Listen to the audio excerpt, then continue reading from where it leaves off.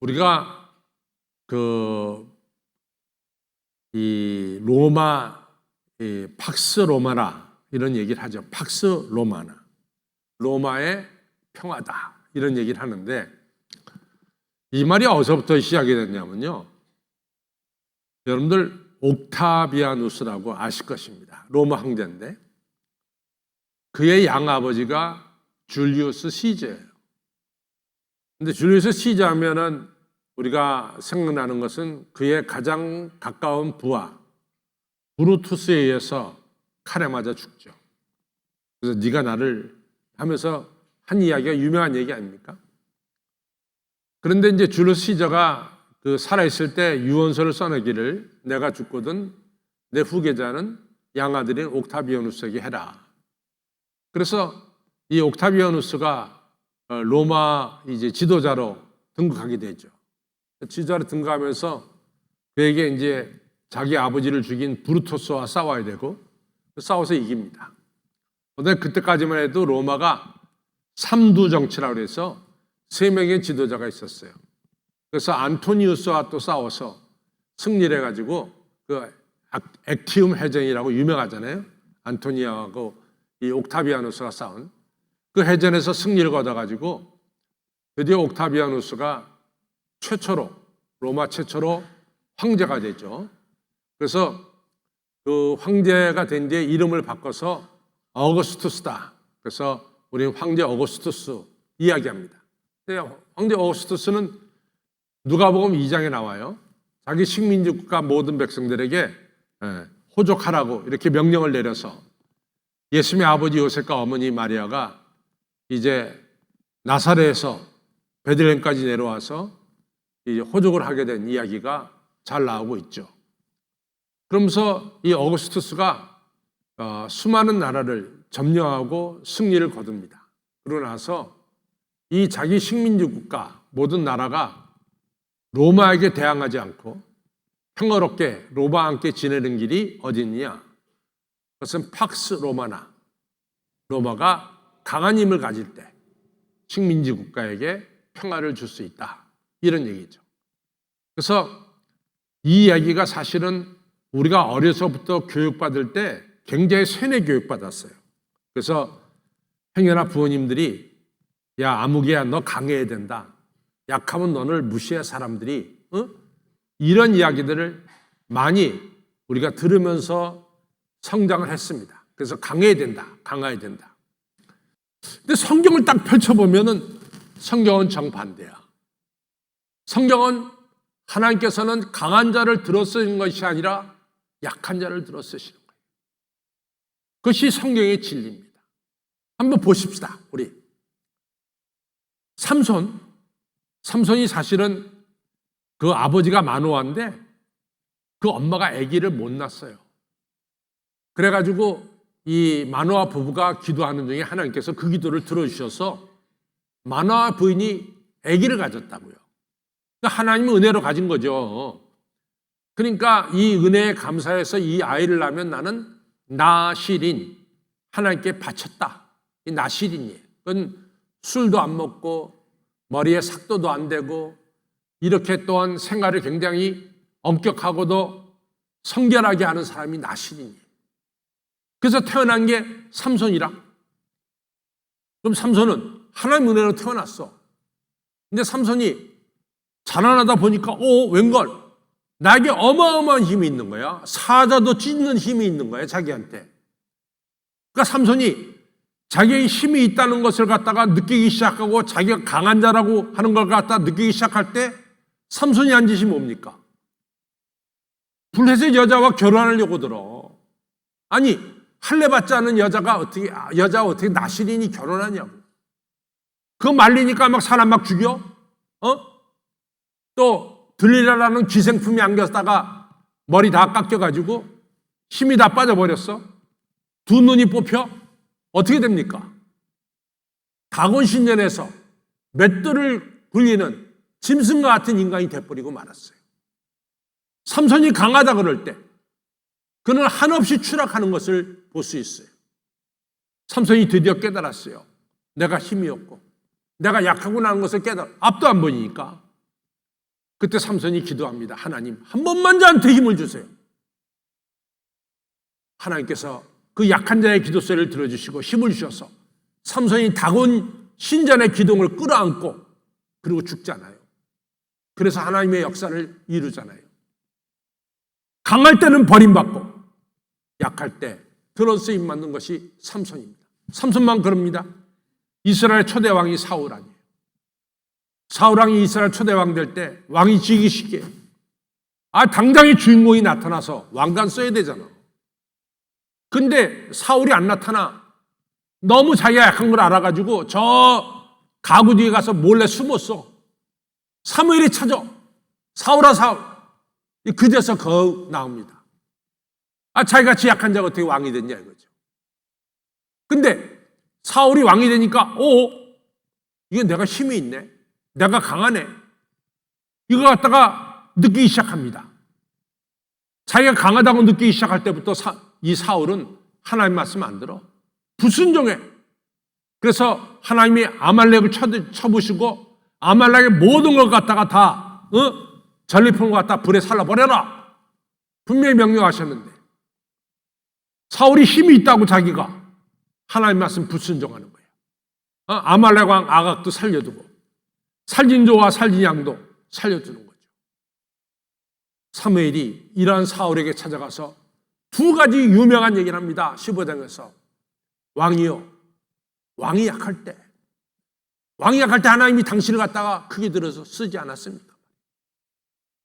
근데 지금 왕이 강하다고 하나님 말씀에 불순종합니까? 왕이요, 제사보다 순종이 중요하고 불순종하는 것은 우상 앞에 제물을 바치는 것과 똑같아. 이러면서 이 사무엘이 사울 왕에게 말씀한 것을 알 수 있습니다. 사울이 약할 때 강하게 됐고 사울이 스스로 강하다고 자기 힘을 믿을 때 한없는 곳으로 추락하고 마는 것이죠. 여러분 저기도 마찬가지예요. 다윗 왕이 목동 시절할 때 약하다고 할 때 하나님 의지하고 골리앗 물리쳤어. 다시 왕이 된 뒤에 모든 나라를 점령하고 누구도 감히 다윗을 갖다가 이같이 이기려고 들지 않을 때 정말 천하만국을 다윗이 다스릴 때 다윗이 교만했어요. 사무엘하 11장에서 다윗이 밧세바를 건들고 밧세바의 남편 우리야를 전쟁터에 나가 죽이게 했잖아요. 그 교만해서 그렇게 된 거죠.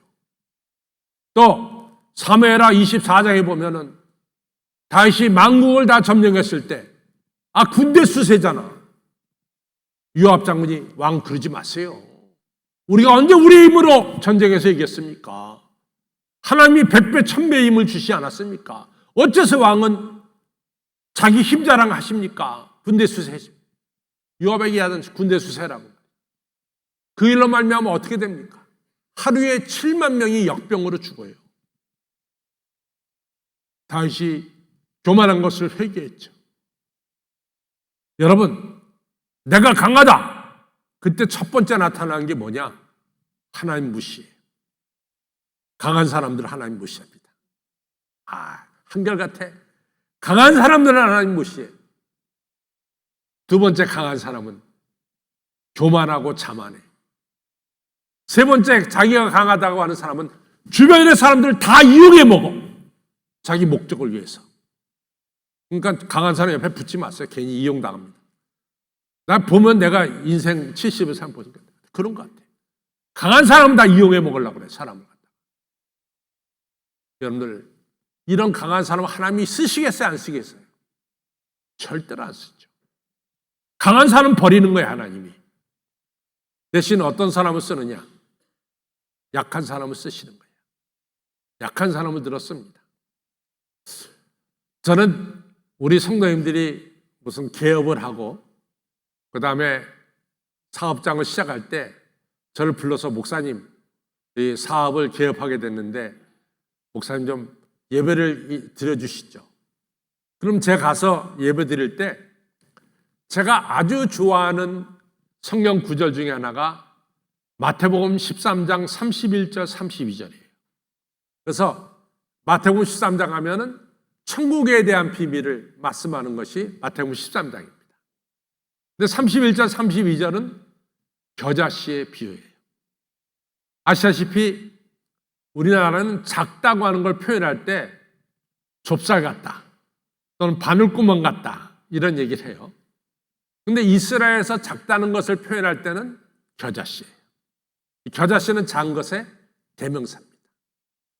그런데 이 작은 겨자씨가 땅속에 숨겨졌죠.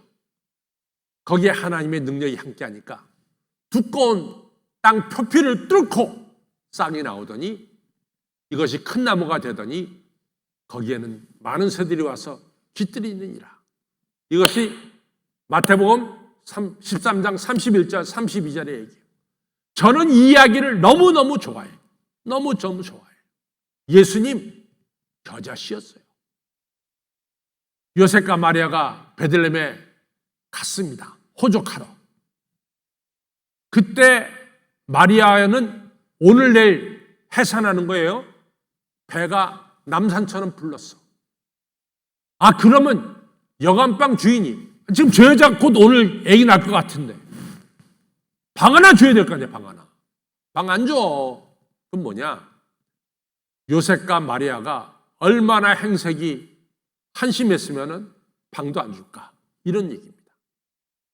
겉모습이 요셉과 마리아는 무시해도 된다. 이리 생각한 거예요. 그러니까 방 안 주는 거야. 그렇게 무시당한 가정의 아들로 태어난 사람이 누구냐? 예수님이야. 예수님은 정말로 겨자씨 중에 겨자씨였어. 작은 자였죠. 오늘날 세계 인구가 몇입니까? 75억이에요. 그 중에 25억이 예수님 없이는 못 살아. 예수님 없이는. 놀라운 사실 아닙니까? 이 정도로 예수님은 작은 겨자씨였지만 큰 나무가 되신 것이죠. 예수님의 제자 베드로도 마찬가지야. 베드로 뭘 그렇게 자랑할 게 있어?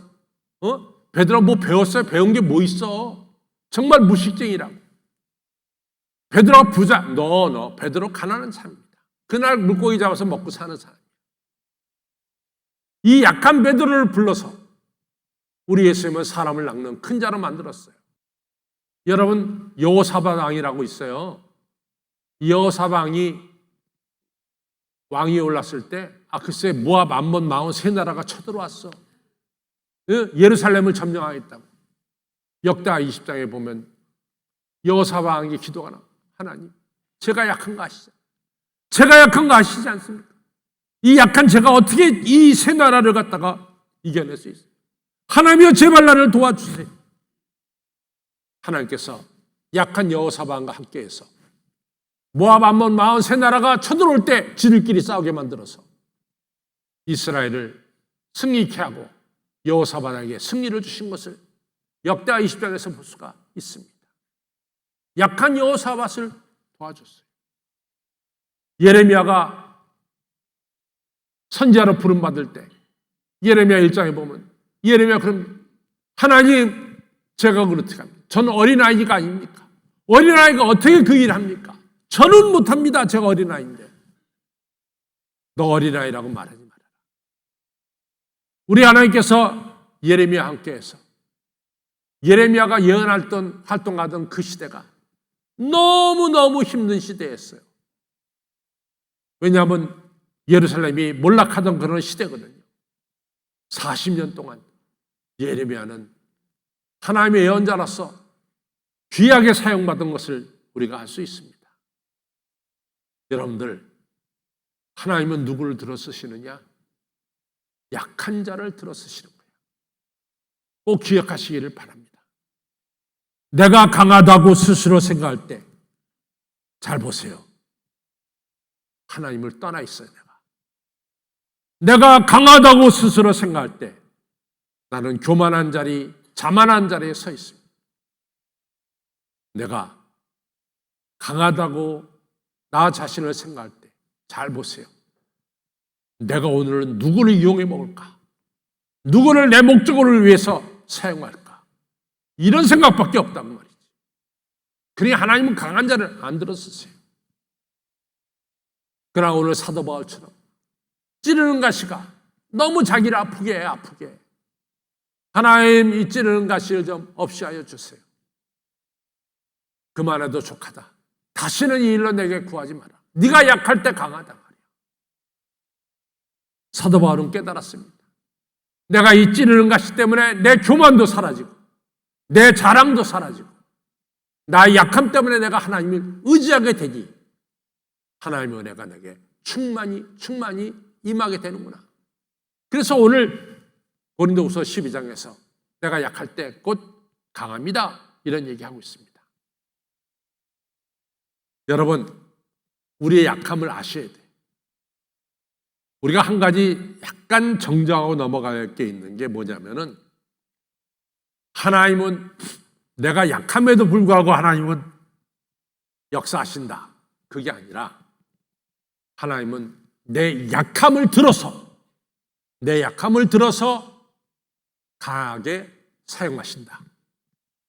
내가 약함에도 불구하고 하나님은 나를 들어 쓰신다. 그 얘기도 맞지만 거기에 조금 설명이 필요해요. 그건 뭐냐? 하나님은 내 약함을 들어서 하나님은 하나님의 능력으로 강하게 쓰신다.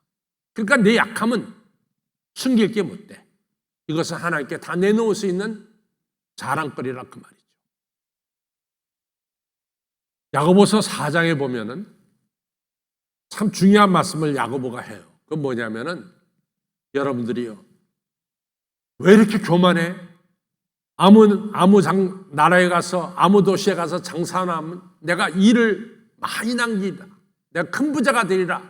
이 떵떵거리는 사람들이요, 왜 이렇게 당신들 교만해졌어? 당신들이 도대체 누구야? 누구? 아침에 있다가 사라지는 안개에 불과하잖아.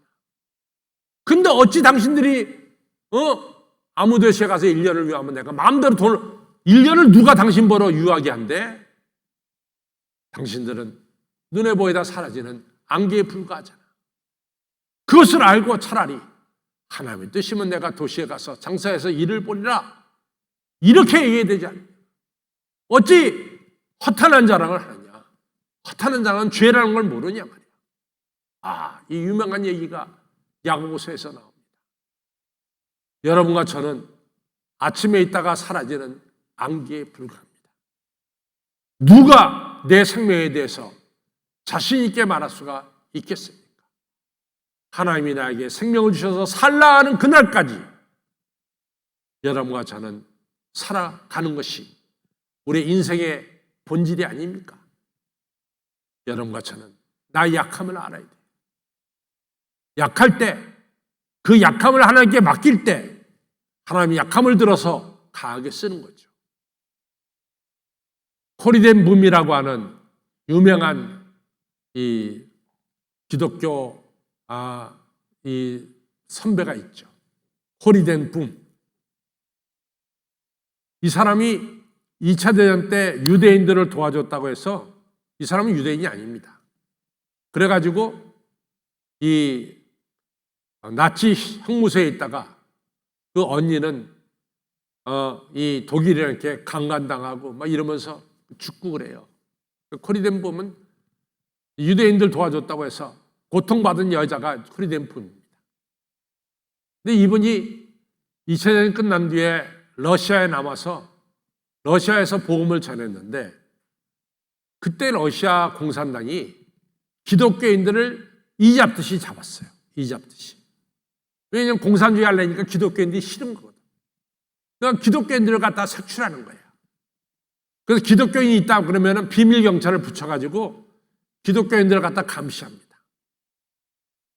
그런데 이제 코리덴 붐이 어서 복음을 전하는데 어느 집에 갔더니, 기독교인 집에 갔더니 여자가 이 다발성 경화병이라는 것을 가지고 아주 축 처져서 그냥 소파에 너무나 불쌍한 모습으로 축 처진 거예요. 그리고 이 여자가 단순히 움직일 수 있는 것은 이 손가락 하나예요. 나머지는 다 쓸 수가 없어요. 그러니까 코리덴 붐이 그 모습을 보니까 너무 안타까운 마음, 불쌍한 마음을 가지고 그리고 그 여자를 쳐다봤어요. 이 여자의 대소변도 남편이 다 받아줘야 돼. 그때 남편이 옆에서 말합니다. 선생님, 너무 제 아내를 안타까운 마음으로 불쌍한 눈으로 보지 마세요. 하나님께서 제 아내를 지금 들어서 역사를 행하시고 있습니다. 다른 크리스찬들은 비밀 경찰들이 다 따라붙어 다녀가지고 신앙생활 못하게 합니다. 그런데 제 아내의 병은 오래됐기 때문에 더 이상 비밀 경찰이 우리 집에 드나들지 않습니다. 안 드나든 지 벌써 오래됐습니다. 저희 집에는 자유가 있고 제 아내는 나머지 한 손가락으로 러시아어로 성경을 칩니다. 그래갖고 성경을 만들어서 지금 크리스천들에게 몰래 다 성경을 전해주고 있습니다. 제 아내는 이 손가락 하나로 기독교 서적을 쳐서 성도들에게 신앙을 북돋아 주고 있습니다. 제 아내가 연약하지만은 하나님은 제 아내의 남은 한 손가락을 통해서 하나님의 역사를 행하고 계십니다. 중요한 얘기예요. 여러분들, 강한 자가 하나님께 영광 돌리는 것이 아니라 약한 자가 내 약함을 인정하고 내 약한 모습 이대로 하나님께 맡길 때 하나님은 하나님의 강함으로 내 약한 것을 붙들어서 하나님의 역사, 하나님의 뜻을 이루는 놀라운 일을 행하십니다. 2023년 후반기에 살면서 왜 우리 집은 이렇게 돈이 없지? 왜 우리 집은 너나 나나 알지 다 약하지 몸이? 왜 우리 집은 다른 애들처럼 공부도 잘하지 못하고 왜 그러지? 그런 불평과 불만하지 마시라고 말이에요. 내 자녀를 통해서 우리가 세상적인 눈을 볼 때 내 자녀가 지혜가 없는 것 같지만 지식이 없는 하나님은 내 자녀를 들어서 하나님의 역사를 이루시고 우리 집에 돈이 없는 것 같지만 우리의 약함을 아시고 하나님은 더 풍성한 역사를 이루시고 왜 나는 건강이 없지? 사도 바울처럼 찌르는 가시를 가지고 하나님을 의지할 때 하나님은 은혜를 우리에게 풍성하게 주셔서 새 역사를 이루시는 것을 믿으시기 바랍니다. 못 믿겠어요? 믿으시기 바랍니다. 계속해서 불평하시겠어요? 불평하지 마세요. 여러분들, 내 약한 모습 그대로 하나님께 맡겨서 하나님의 강함이 나를 들어서 새 역사를 이루시는 이러한 2024년 후반기가 되시기를 주님의 이름으로 축원합니다.